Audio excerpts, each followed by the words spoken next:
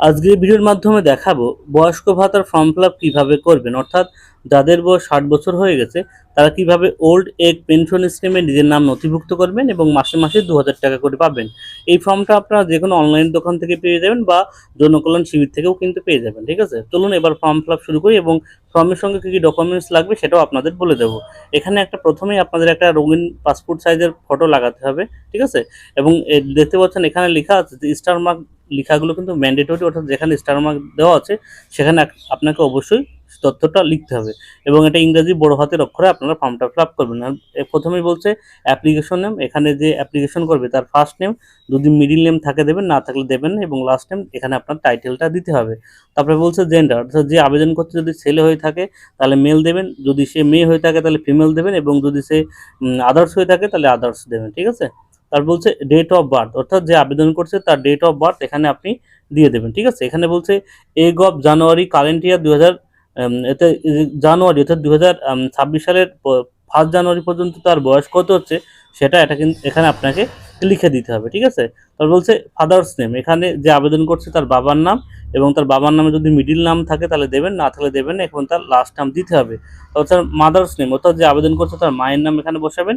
যদি মায়ের নাম কোনো মিডিল নাম বলতে বলে মনে করুন কারণ নামের মাঝখানে যদি রানী থাকে, চন্দ্র থাকে, সেটাকে মিডিল নাম বলে। যদি সেটা না থাকে তাহলে দেবেন না, লাস্ট নামের জায়গায় আপনি টাইটেলটা দিয়ে দেবেন। ঠিক আছে, তার বলছে কাস্ট, অর্থাৎ সে কোন কাস্টের ক্যাটাগরি, জেনারেল হলে জেনারেল, এসসি হলে এসটি, ওবিসি হলে ওবিসি, যার যেটা সেটা এখানে টিক চিহ্ন দেবেন। ঠিক আছে, এবং ম্যারেজ স্ট্যাটাস, এবং যদি কেউ বিবাহিত থাকে তাহলে এখানে মেইড হলে এখানে ক্লিক দেবেন, যদি আনমেইড হয় এখানে ক্লিক দেবেন। ঠিক আছে, যদি বিধবা হয় তাহলে এখানে টিক চিহ্ন দেবেন, এবং যদি বিয়ের পর যদি সেপারেটেড হয় তাহলে এখানে টিক চিহ্ন দেবেন, যার যেটা সেটা এখানে দিয়ে দেবেন। স্পাউস নেমের জায়গায় যদি কোনো ছেলে আবেদন করে তাহলে বয়স্ক ভাতা দেবেন, তাহলে এখানে তার বইয়ের নাম দেবেন। ঠিক আছে, মিডিল নাম এবং লাস্ট নাম, এবং যদি কোনো মেয়ে আবেদন করে তাহলে এখানে স্পাউস নামের জায়গায় তার স্বামীর নাম কিন্তু এখানে দেবেন। ঠিক আছে, মান্থলি ফ্যামিলি ইনকাম, এখানে কিন্তু আপনার যে মান্থলি ফ্যামিলি ইনকাম যেটা দেওয়ার ইচ্ছা আপনার, বা যেটা দেওয়ার আপনি সেটা এখান থেকে দিয়ে দেবেন। আধার কার্ড নাম্বার, এখানে আপনার আধার কার্ড নাম্বার বসাতে হবে, এবং এপিক নাম্বার অর্থাৎ আপনার ভোটার কার্ড নাম্বারটা এখানে কিন্তু বসিয়ে দিতে হবে। এই যে বক্সগুলো রয়েছে, তারপরে বলছে পার্সোনাল, তারপরে এখানে বলছে কন্ট্যাক্ট ডিটেলস। ঠিক আছে, এখানে দেখতে পাচ্ছেন ওয়েস্ট বেঙ্গল লেখাই আছে, এখানে অ্যাসেম্বলি কনস্টিটিউট, অর্থাৎ আপনার কিন্তু বিধানসভার নামটা লিখতে হবে, তারপরে আপনার ডিস্ট্রিক্ট, তারপরে আপনার পুলিশ স্টেশন লিখবেন, তারপরে আপনার ব্লক, যদি আপনি ব্লকের আন্ডারে থাকেন তাহলে ব্লক লিখবেন, মিউনিসিপ্যালিটি হলে মিউনিসিপ্যালিটি লিখে দেবেন। ঠিক আছে, তারপরে 2 নম্বর পেজে দেখতে পাচ্ছেন এখানে বলছে জিপি, অর্থাৎ আপনি যদি পঞ্চায়েতে থাকেন তাহলে পঞ্চায়েতের নাম লিখবেন, যদি পৌরসভা থাকে তাহলে আপনার ওয়ার্ডের নাম লিখতে হবে। আপনার ভিলেজ টাউন, যার যেটা ভিলেজ হলে ভিলেজ, যদি কেউ শহরে থাকেন তাহলে টাউন লিখবেন, অর্থাৎ আপনার শহরের নামটা লিখবেন। এখানে হাউস হলে হাউস নাম্বারটা লিখে দেবেন, আপনার স্ট্রিট নেম, আপনার পোস্ট অফিসের নাম এবং আপনার পিনকোডের নাম কিন্তু এই বক্সের মধ্যে আপনাকে লিখে দিতে হবে। তার বলছে আপনি ওয়েস্ট বেঙ্গলে কত বছর ধরে বসবাস করছেন সেটা কিন্তু এখানে আপনাকে লিখে দিতে হবে। আপনার মোবাইল নাম্বারটা এখানে লিখতে হবে, যদি মেল আইডি থাকে দেবেন, না থাকলে কোনো প্রয়োজন নেই। ঠিক আছে, তারপর ব্যাঙ্ক ডিটেলস, আপনার ব্যাংকের নাম এখানে লিখতে হবে, আপনার ব্যাংকের ব্রাঞ্চের নাম এখানে লিখতে হবে, অর্থাৎ আপনার ব্যাংকটা কোন ব্রাঞ্চের অন্তর্গত, আপনার ব্যাংক অ্যাকাউন্ট নাম্বার এবং ব্যাংকের আইএফসি কোড এখানে কিন্তু লিখে দিতে হবে। এখানে দেখতে পাচ্ছেন কী কী ডকুমেন্টস লাগবে, এখানে কিন্তু লিখে দেওয়া আছে।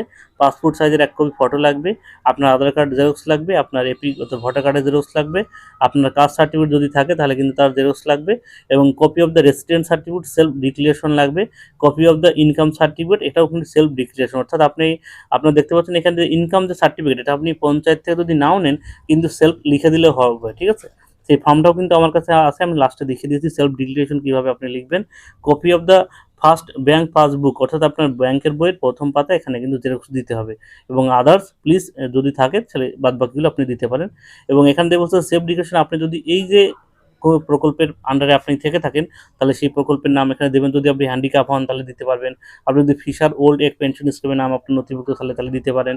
এর মধ্যে যদি কোনো কিছু আপনি পেয়ে থাকেন তাহলে সেখানে টিক চিহ্ন দেবেন, যদি না পেয়ে থাকেন তাহলে কোনো টিক চিহ্ন দেবেন না।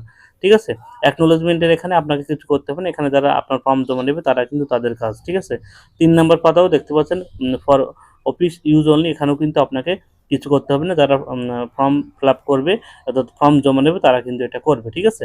এবার নিচের দিকে লাস্ট পেজে দেখতে পাচ্ছেন এখানে বলছে নিচের দিকে যদি আমরা আসি দেখতে পাচ্ছেন এটা আপনার আধার কার্ডের অনুমতি দেওয়ার জন্য আপনার এখানে আধার কার্ডের নাম এখানে নাম্বার এখানে লিখতে হবে। তারপরে এখানে আপনার সিগনেচারটা করে দিতে হবে নিচের দিকে আপনার সিগনেচার করে দেবেন এবং এখানে আপনার নেম অফ দ্য অ্যাপ্লিকেন্ট এখানে তার নামটা বড় হাতের অক্ষরে লিখে দেবেন। এটা বাংলায় আছে, যেখানে একটা আপনি করবেন, ঠিক আছে। এই যে ঘোষণাপত্র, আপনার ইনকাম সার্টিফিকেট, এটা কিন্তু ঘোষণাপত্র, ঠিক আছে।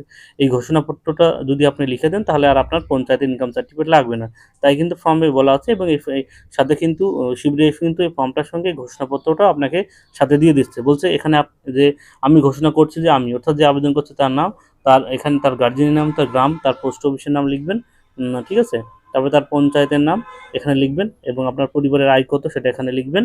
লেখার পরে এখানে বিনীত এখানে আপনার একটা সাইন কিন্তু আপনি করে দেবেন, ঠিক আছে। এই কিন্তু টোটাল ফর্ম, বয়স্ক ভাতার ফর্মটা দেখতে পাচ্ছেন, আপনাদের দেখিয়ে দিলাম। ভিডিওটি যদি কারো কোথাও বুঝতে অসুবিধা হয় সে অবশ্যই কমেন্ট বক্সে জানাবেন এবং কী কী ডকুমেন্টস লাগবে সেটাও আপনাদের বলে দিলাম। এবং ভিডিওটি সবার সুবিধার্থে শেয়ার করবেন। সবাইকে ধন্যবাদ এবং চ্যানেলে নতুন হয়ে থাকলে গুরুত্বপূর্ণ আপডেট পেতে অবশ্যই চ্যানেল সাবস্ক্রাইব করে রাখবেন।